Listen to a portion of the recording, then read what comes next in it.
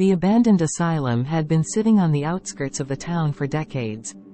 Rumors about its dark history and mysterious disappearances circulated among the locals. And most people avoided the place like the plague. But for some reason, John couldn't shake off his curiosity about the place. One day, John decided to venture into the asylum, to see what lay beyond its decrepit walls. As he made his way through the overgrown gardens and approached the entrance, he felt an icy shiver run down his spine.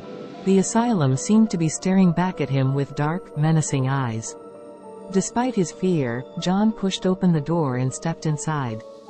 The air was thick with the smell of decay, and the eerie silence of the abandoned halls made his heart race.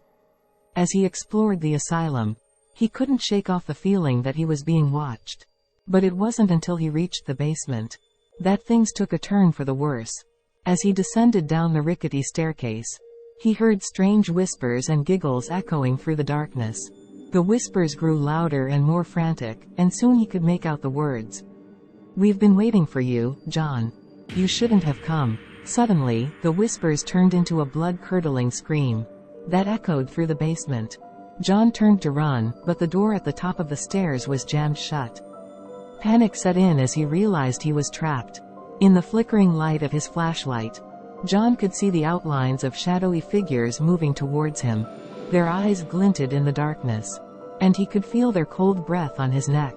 He tried to scream, but his throat had gone dry. As the figures closed in on him, John could see that they were not human. They were twisted, disfigured creatures that looked like they had been pulled straight out of a nightmare. And they were hungry for his soul. In a final act of desperation, John smashed the flashlight into the face of one of the creatures and bolted up the stairs. He burst through the door, falling onto the overgrown grass outside. He looked back at the asylum, and could see the twisted faces of the creatures peering through the windows. John never spoke about what he saw in the abandoned asylum again. But he knew that the creatures were still down there, waiting for their next victim. And he knew that he was lucky to have made it out alive.